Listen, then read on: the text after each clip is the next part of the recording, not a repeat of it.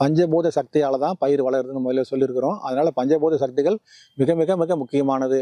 அந்த பஞ்சபூத சக்திகளோட நம்ம அனுசரித்து போகும்போது நம்மளுடைய வாழ்வியல் முறையும் மாற்றம் கிடைக்கிறதுக்கு உண்டான சூழ்நிலை கிடைக்கும். பயிர் வளர்ச்சியும் அபரிதமாக இருக்கும்.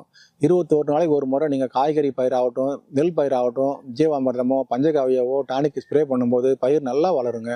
அது மாதிரி பயிர் ஏன் நல்லா வளரணும் அப்படின்னாக்கா நம்மளுக்கு மகசூல் நிறையா கிடைக்கணும். அப்போ பயிர் ஒவ்வொரு இலையும் அகலமாகறதுக்கு உண்டான சூழ்நிலை பஞ்சகாவியாவும் கொடுக்குது, ஜீவாமிர்தமும் கொடுக்குது, மீன் அமிலமும் கொடுக்குது. அப்போ இலை அகலமாயிடுச்சுனாலே உங்களுக்கு சோலார் மூலிமா சூரிய ஒளிச்சம் மூலிமா பயிருக்கு தேவையான ஒளிச்சேர்க்கை நடைபெறுது. அப்படி ஒளிச்சேர்க்கை நடைபெற்றாக்கா உங்களுக்கு பயிர் வளர்ச்சி நல்லா கிடைக்கும் இல்லையா? அதனால தான் 97.5% இயற்கையிலேயே பஞ்சபூத சக்தியால் பயிர் வளர்த்துக்கு உண்டான சூழ்நிலை இருக்குதுன்னு சொல்லியிருக்கிறோம். பஞ்சபூத சக்திகள் இல்லாமல் நம்மளாலையும் வாழ முடியாதுங்க. அதை எதிர்த்தும் வாழ முடியாது. இயற்கையோடு அனுசரித்து வாழும்போது தான் நம்மளால் வாழ முடியும். ஆக பஞ்சபூத சக்தியால் தான் பயிர் வளர்கிறது ஒரு நிச்சயமான உண்மை. இதுதான் ஆன்மீக விவசாயமும் கூட. ரெண்டாவது, நம்ம ரோடு ஓரம் புளிய மரம் பார்க்கலாம், மலைகளில் காடுகளில் நிறையா பழமரங்கள் பார்க்கலாம். அதுக்கெல்லாம் எந்த விவசாயியோ இல்லை யாரோ போய் அதுக்கு உரம் வைக்கிறாங்களா, இல்லை தண்ணி பாய்ச்சுறாங்களா, இல்லை விஷம் அடிக்கிறாங்களா? எதுவுமே இல்லை.